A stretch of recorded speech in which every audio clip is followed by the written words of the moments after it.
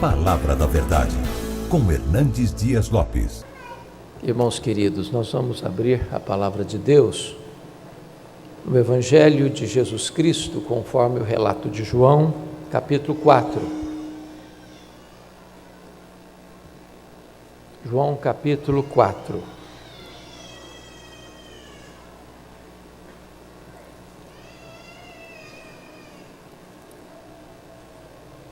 Versos 31 a 38.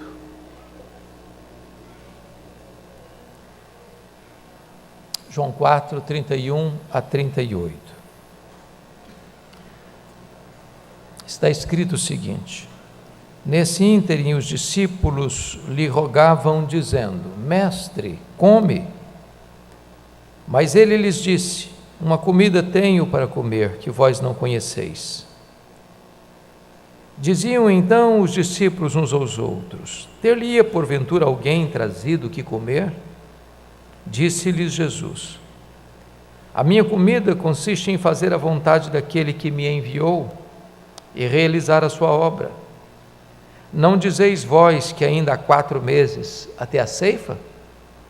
Eu, porém, vos digo: erguei os olhos e vede os campos, pois já branquejam para a ceifa. O ceifeiro recebe desde já a recompensa em tesouro o seu fruto para a vida eterna. E dessarte se alegram tanto o ceifeiro, ou o semeador, como o ceifeiro. Pois no caso é verdadeiro ditado: um é o semeador e outro o ceifeiro. Eu vos enviei para ceifar o que não semeastes. Outros trabalharam e vós entrastes no seu trabalho. Amém. Eu quero conversar um pouco com os irmãos nesta noite sobre o tema evangelização, uma obra urgente e inacabada. Um grande congresso que reuniu liderança evangélica do mundo todo em Lausanne, na Suíça, sintetizou a missão da igreja da seguinte maneira: o propósito de Deus é o evangelho todo, por toda a igreja, a toda criatura em todo o mundo. O propósito de Deus é o evangelho todo, por toda a igreja, a toda criatura em todo o mundo. A visão de Deus é o mundo, o método de Deus é a igreja, e o tempo de Deus é agora. O Senhor Jesus Cristo está saindo da Judéia para a Galileia, e diz o Evangelho de João que era necessário a ele passar por Samaria. Havia outras rotas, essa rota era mais perigosa, era menos escolhida pelos peregrinos, mas Jesus necessariamente passou por Samaria porque tinha uma agenda estabelecida no céu: ter um encontro com a mulher samaritana no poço de Jacó e levar aquela mulher ao conhecimento da salvação e através dela alcançar toda uma cidade. Jesus nos ensina assim que a evangelização não é uma tarefa, não é um programa. A evangelização é um estilo de vida. E esse texto mostra para nós que, pelo fato de Jesus alcançar o coração daquela mulher, as portas de uma cidade inteira se abrem e muitas outras pessoas são salvas. E o texto lido ensina-nos então 4 lições vitais que quero repartir com vocês nesta noite. Primeira delas, visão. Segunda delas, paixão. Terceira delas, compromisso. E quarto, investimento. Com seus olhos pousados comigo no verso de número 35, vamos ver o que Jesus disse: eu, porém, vos digo, erguei os olhos e vede os campos, pois já branquejam para a ceifa. A primeira coisa que você e eu precisamos ter na área da evangelização é visão. erguei os vossos olhos e vede. O que Jesus quer dizer com isso? Se você ler o contexto, aquela mulher deixa o seu cântaro, depois de ter seus olhos espirituais abertos, comunica à sua cidade que ela havia encontrado o Messias, e o povo da cidade vem ao encontro de Jesus. A essas alturas, os discípulos que tinham ido a Sicar comprar comida, trazem a comida para Jesus, dizem para Jesus: mestre, come. E Jesus, nesse contexto, enquanto as multidões vinham ao seu encontro, diz para os seus discípulos: levantai os olhos e vede os campos que estão brancos para a ceifa. E aqui nós temos que ter algumas visões. Primeira delas, a visão de que o mundo sem Cristo está perdido.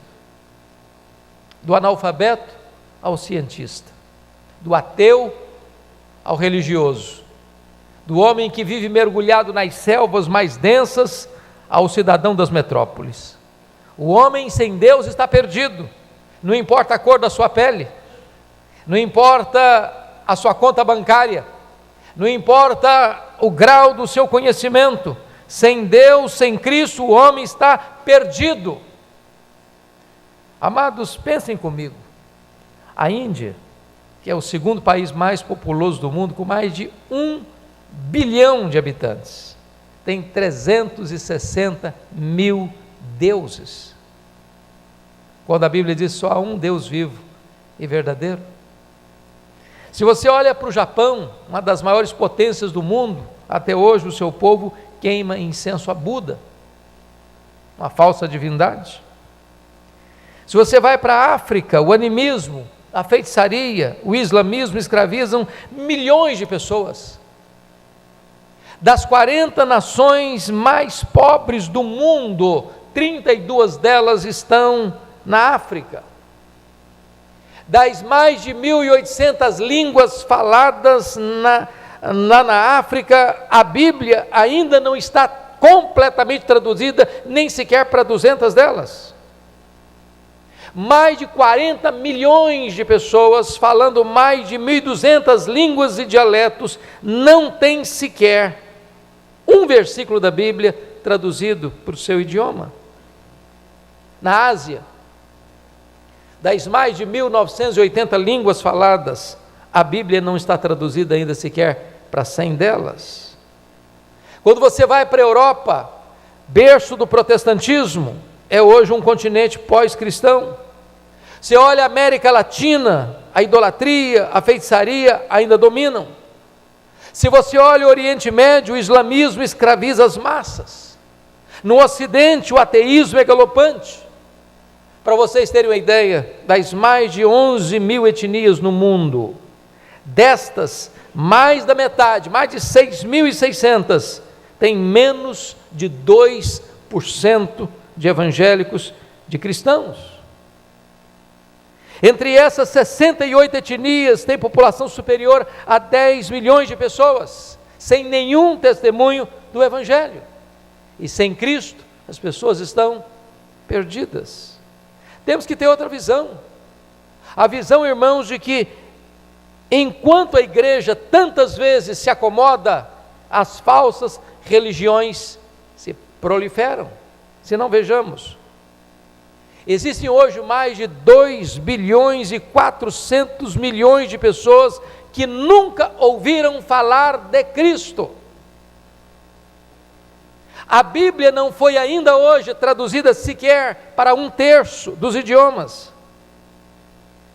Quando o presidente americano John Kennedy foi assassinado em Dallas, no Texas, no dia 22 de novembro de 1963, às 12h30, meia hora depois, a metade do mundo sabia deste acontecimento. O Filho de Deus morreu na cruz há mais de 2.000 anos, ou aproximadamente 2.000 anos, e metade do mundo praticamente não sabe disso ainda. Precisamos levantar os nossos olhos e ver. Por exemplo, nos últimos 70 anos, irmãos, o islamismo cresceu 500%. O hinduísmo cresceu 167%. o budismo cresceu 145% e o cristianismo só cresceu 47%. O alvo do islamismo, dos muçulmanos, é conquistar o mundo para o islamismo. E isso está acontecendo. Conforme Marius Barr descreve no seu livro A Encruzilhada do Ocidente. Para vocês terem uma noção, o islamismo é hoje a religião majoritária de 43 países. O islamismo hoje representa 1/5 da população. 20% da população mundial hoje professa a fé islâmica. Desde 1981, o islamismo ultrapassou o catolicismo romano em termos de adeptos. No Egito, 94% professa o islamismo e você não tem liberdade plena de evangelização. Na Arábia Saudita, hoje ouvimos um relato, testemunho tão pequeno, tão magro, tão ínfimo do evangelho. Na Europa, Suécia, França, Inglaterra, hoje o islamismo já é a segunda maior religião. Só na Alemanha tem mais de 2 milhões de seguidores do Islã. A revista Al Islam prevê que a Europa tornar-se a islâmica dentro de algumas décadas. E um dos principais fatores é que as famílias ocidentais cada vez mais reduzem o número de filhos. A média é de 1,2, 1,5 filhos por família. As famílias islâmicas têm 7, 8, 10 filhos. Se nós não a percebermos, não se a Europa está sendo islamizada, mas o Ocidente está sendo islamizado também. Para vocês terem uma ideia, as ilhas britânicas têm mais de 1 milhão de muçulmanos, com mais de 1.200 mesquitas. Na Inglaterra, berço do protestantismo, onde aconteceram tantos reavivamentos, hoje nós não temos 4% de evangélicos frequentando a igreja, e os templos evangélicos estão sendo vendidos e transformados em museus, em boates, em bares e em mesquitas. Na antiga Iugoslávia, foram construídas mais de 600 mesquitas depois da Segunda Guerra Mundial. Na Holanda, depois de 1960, os cristãos não frequentam mais as igrejas. E mesquitas e mais mesquitas estão sendo erguidas. Só nos Estados Unidos, há mais de 3 milhões de muçulmanos, e eles investem mais em missões da obra islâmica só na América, do que toda a igreja cristã investe no restante do mundo. Precisamos levantar os nossos olhos e ver que os campos estão brancos para a ceifa. Enquanto a igreja dorme, as falsas religiões se proliferam.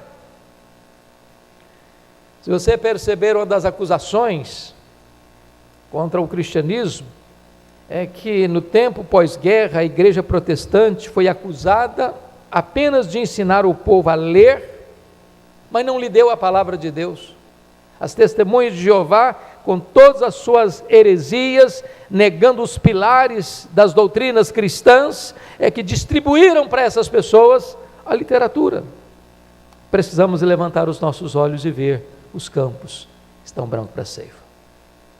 Segunda coisa que nós precisamos ter, irmãos, é paixão. Deixa eu dizer uma coisa para vocês. A falta de evangelismo presente na igreja hoje não é por falta de método, é por falta de paixão. Não é por falta de conhecimento, é por falta de paixão. Não é por falta de informação, é por falta de paixão. Quer um exemplo? Nós lemos livros e mais livros. Você sabe que o universo cristão evangélico, em média, lê mais do dobro daqueles que não são chamados evangélicos. Lemos livros, fazemos conferências, participamos de congressos, de simpósios, viajamos 100, 200, 500, 1000 quilômetros para irmos a um congresso, atravessamos o mar para ir a grandes conferências, mas às vezes não atravessamos a rua para falar de Jesus para o nosso vizinho. Talvez nós precisássemos ter a paixão de Raquel que disse para o seu marido: dá-me filhos, senão eu morrerei. Talvez nós devêssemos ter a paixão de John Knox, o pai do presbiterianismo, quando chorava, clamando a Deus com lágrimas nos olhos, dizendo: dá-me a Escócia para Jesus, senão eu morro. Falta, amados irmãos, esse senso de paixão no nosso coração. Doutora Roosevelt, que foi missionária 20 anos no Congo, disse o seguinte: o que mais aflige o meu coração não é a condição terrível dos milhões que estão perdidos, mas a apatia da igreja em relação a esses perdidos. Precisamos ter paixão, irmãos, para abrir a nossa boca, para falar de Cristo. Não é o seu método, não é o seu conhecimento, é o poder do Evangelho, é o poder da palavra do Deus vivo. Este poder é o poder de Deus para a salvação, e eu estou absolutamente seguro de que todos nós que aqui estamos, temos conhecimento suficiente para levar uma pessoa a Cristo.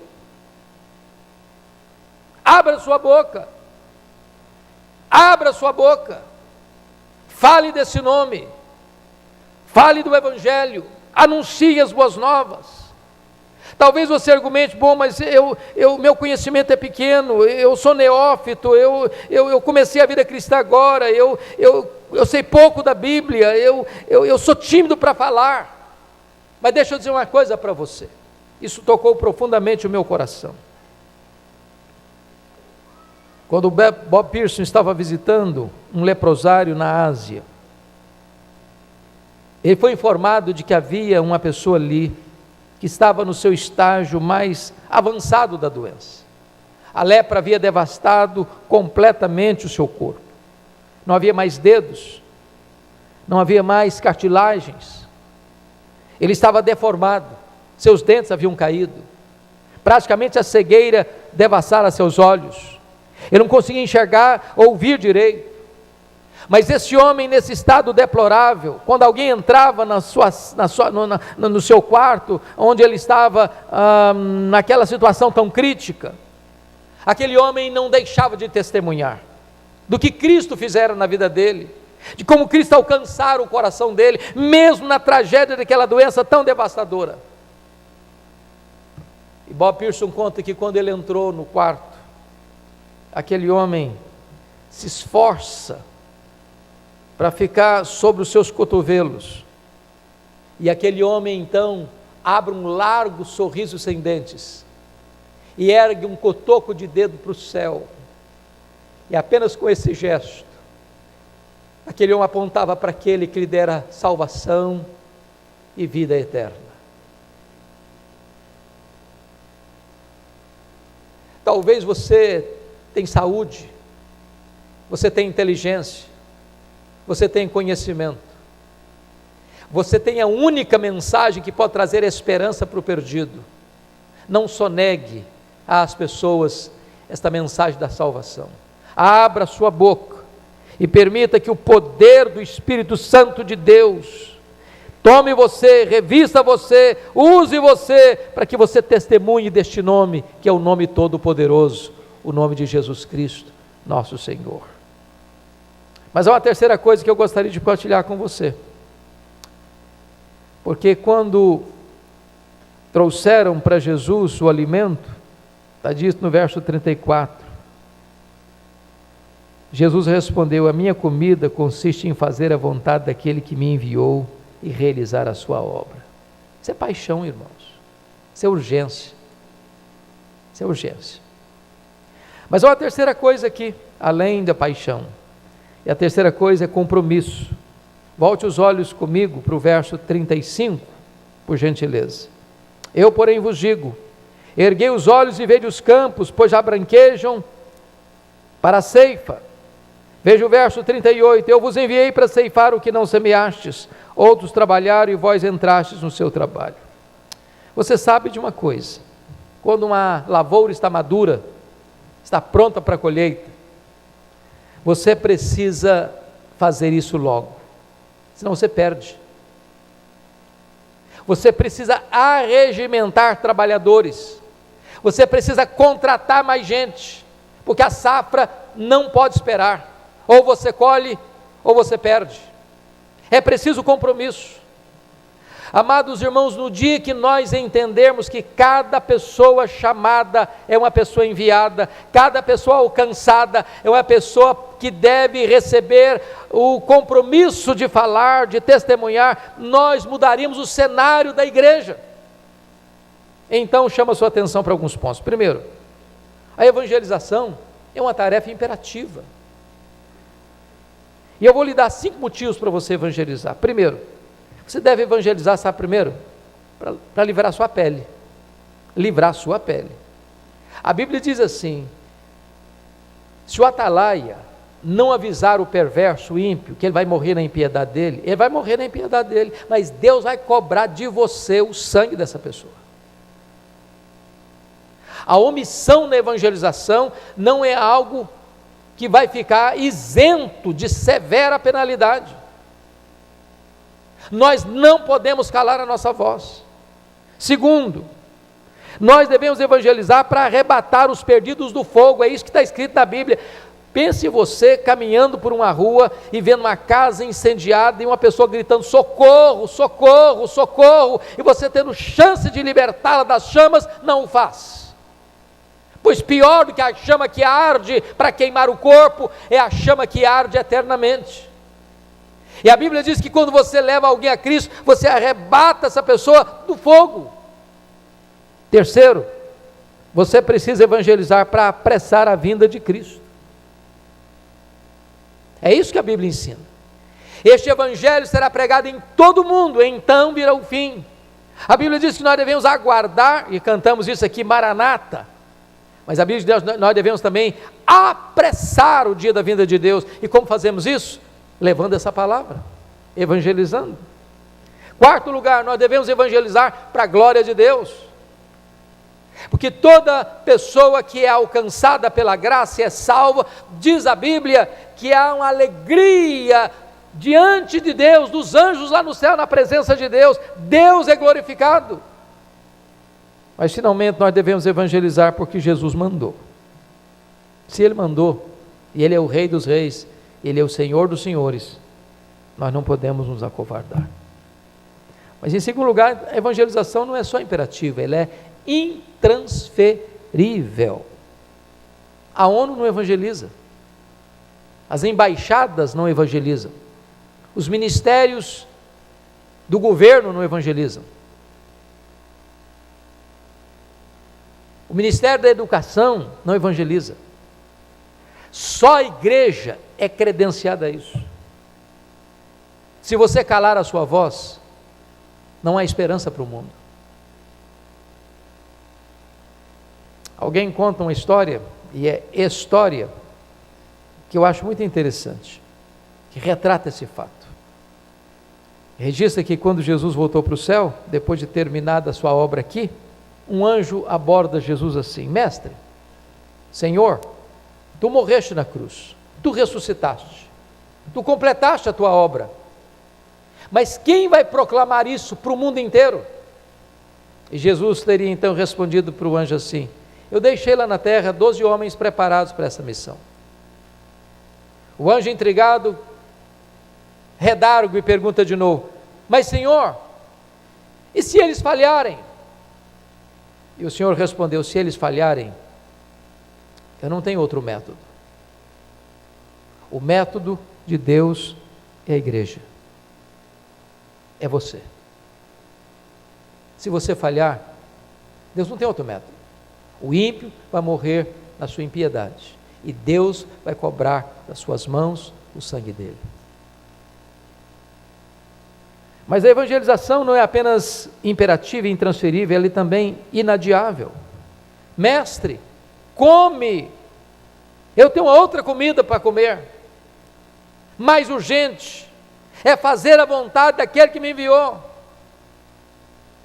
Meu amado irmão, se você e eu nos calarmos, as pessoas vão morrer na sua impiedade.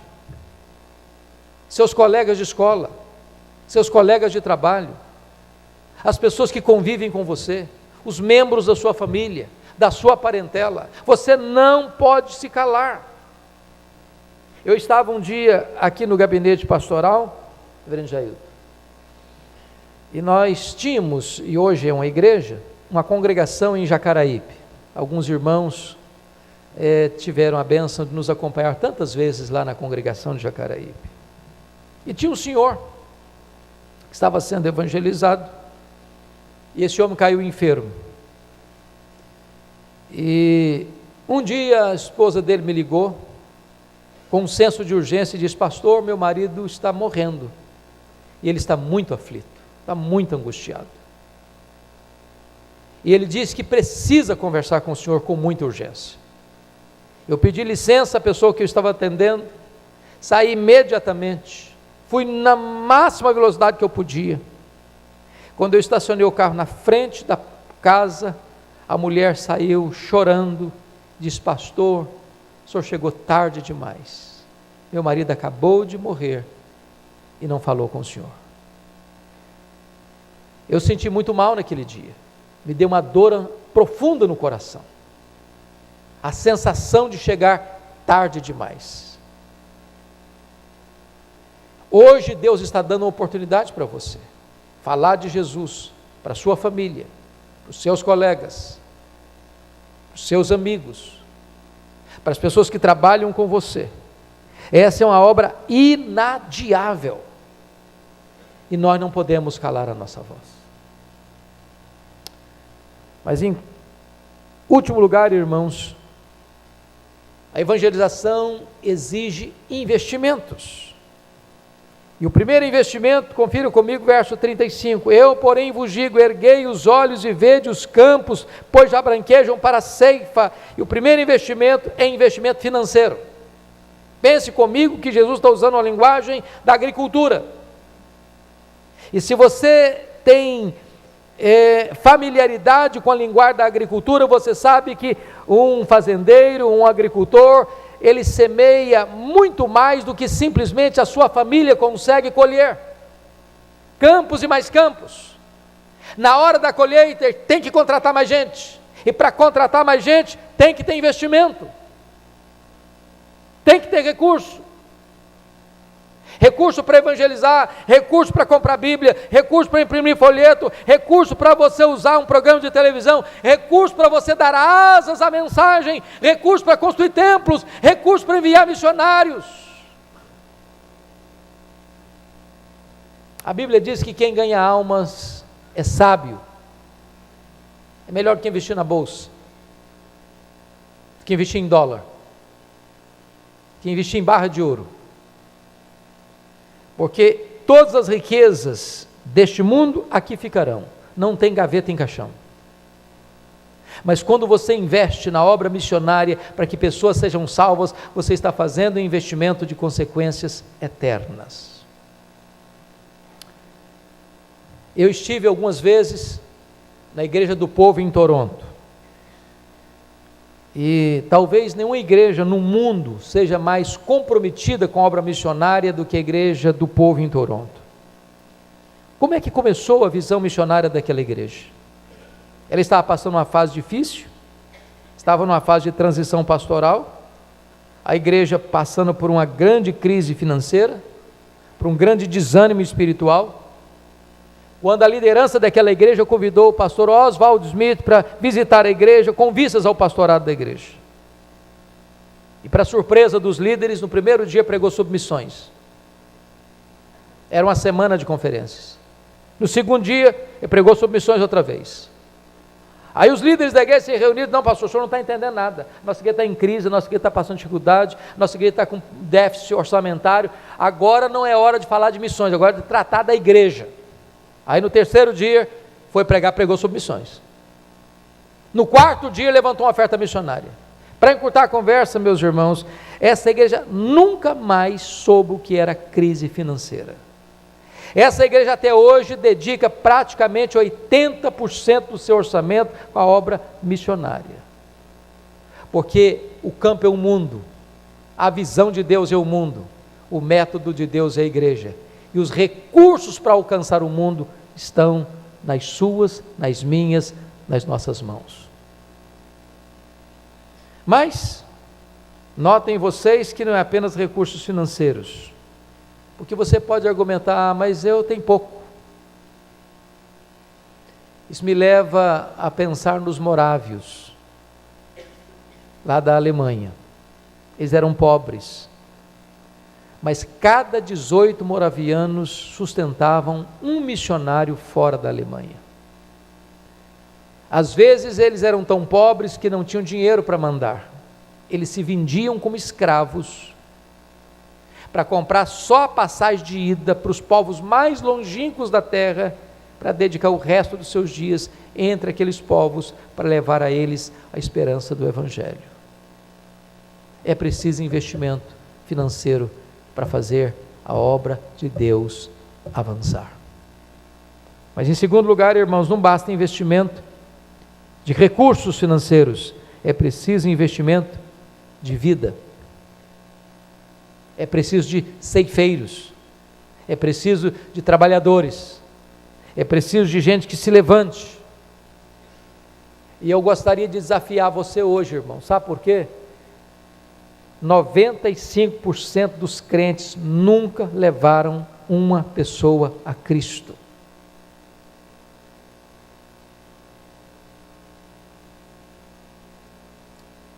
É bom você conhecer, é bom você estudar, é bom você domingo após domingo vir para a igreja, uma boa escola bíblica dominical. É bom você vir para o culto e escutar uma exposição bíblica. Mas, meu amado irmão, nós não podemos reter tudo isso para nós.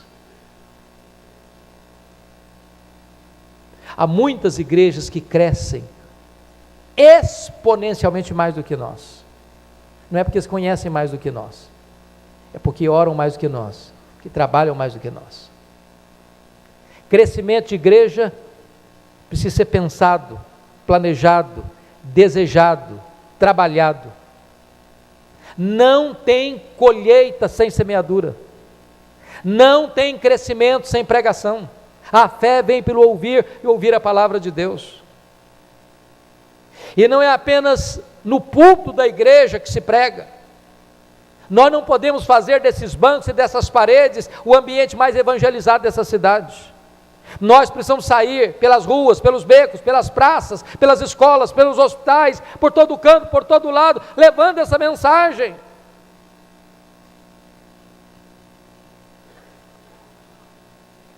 Certamente vocês já ouviram falar do grande missionário Carlos Studd, da Inglaterra. Ele era um grande esportista, famoso, rico, conhecido. Quando ele teve um encontro com Jesus, e ele resolveu abrir mão de toda a sua riqueza, de toda a sua fama, de todo o seu sucesso, e ir para a Índia, depois ir para a África,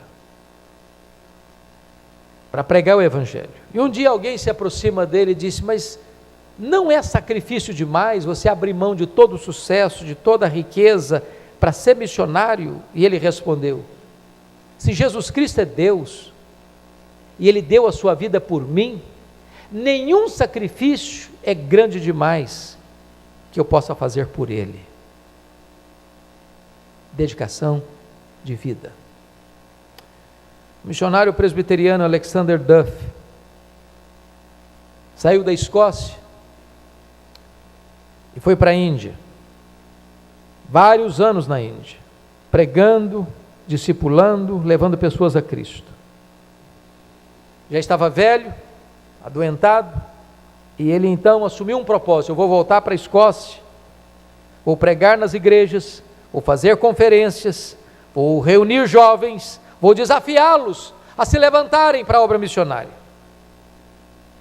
Então Alexander Duff estava numa grande assembleia de jovens presbiterianos, pregou para eles, desafiou-os à obra missionária. E quando ele fez o apelo para que aqueles moços se levantassem, nenhum deles atendeu o apelo, nenhum deles. O velho missionário presbiteriano ficou tão angustiado e aflito que ele teve uma sensação de desmaio no púlpito. Os médicos ali presentes correram com ele para uma sala contígua ao templo, ao púlpito, massagearam-lhe o peito. Quando ele voltou à sua lucidez, ele disse: eu preciso voltar para o púlpito. Disseram: não, o senhor não pode voltar, o senhor está muito emocionado, é muito arriscado. Eu não terminei meu sermão, eu não terminei meu apelo, eu preciso voltar. Levaram-no de volta ao púlpito. E ele então se dirigiu àqueles moços assim: se a rainha da Escócia convidasse vocês para irem a qualquer lugar do mundo como embaixadores, vocês iriam, e iriam com orgulho. O Rei dos Reis, o Senhor dos Senhores, conclama vocês para irem, e vocês não querem ir. Pois irei eu, já velho, cansado, doente, morrerei às margens do Ganges. Pelo menos aquele povo saberá que alguém os amou e se dispôs a levar-lhes o Evangelho. Diante desse apelo, dezenas de jovens se levantaram e disseram: eis-me aqui, estou pronto para ir. Eu era um jovem de 19 anos. Estava terminando o meu curso, de 2º grau na época. Meu sonho desde criança era ser político e advogado.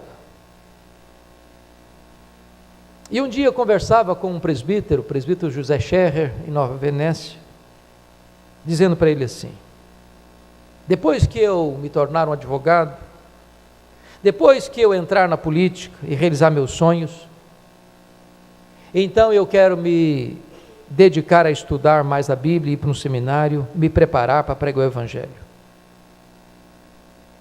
Aquele veterano presbítero, usado por Deus, botou o dedo no meu nariz e disse assim: você está querendo dar a sobra para Deus. Deus quer você agora. Deus quer a sua juventude. Deus quer o seu vigor. Deus quer a sua inteligência. Deus quer você hoje. E aquela palavra entrou como uma flecha no meu coração. E eu saí daquele local, da casa dele, completamente convencido de que Deus me chamava naquele momento para ser um pastor, para ser um pregador do Evangelho. O campo é o mundo. Quem sabe hoje Deus tem jovens aqui que podem ser levantados, jovens brilhantes, jovens inteligentes, jovens talentosos. Quem sabe hoje que Deus não levante alguém para dizer: eis-me aqui, Senhor, eis-me aqui.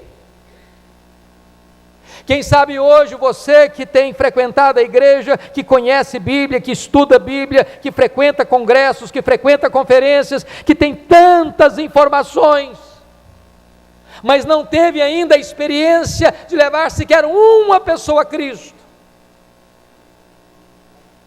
Eu quero desafiar você em nome de Jesus a se levantar. Em nome de Jesus, eis-me aqui, Senhor. Eu não quero comparecer na tua presença de mãos vazias. Eu não quero ser estéril espiritualmente. Eu não quero ser covarde. Eu não quero me omitir. Eu não quero me acovardar. Eis-me aqui, Senhor. E eu quero terminar a minha fala lembrando a vocês um célebre sermão pregado por John Haggai em Singapura, no término daquela conferência, no dia 15 de novembro de 1981.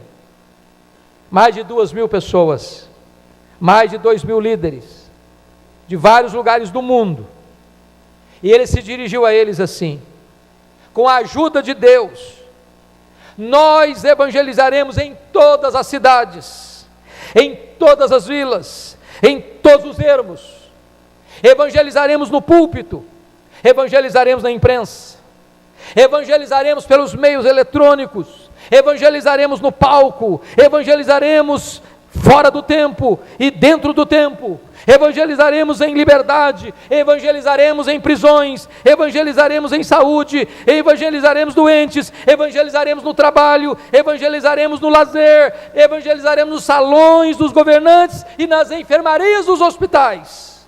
Diremos que Deus nos enviou o seu Filho como seu pão para a nossa fome, como a sua água para a nossa sede, como a sua luz para as nossas trevas, como a sua paz para a nossa angústia, como a sua plenitude para o nosso vazio, como sua salvação para o nosso pecado. Nós evangelizaremos. Que Deus nos ajude.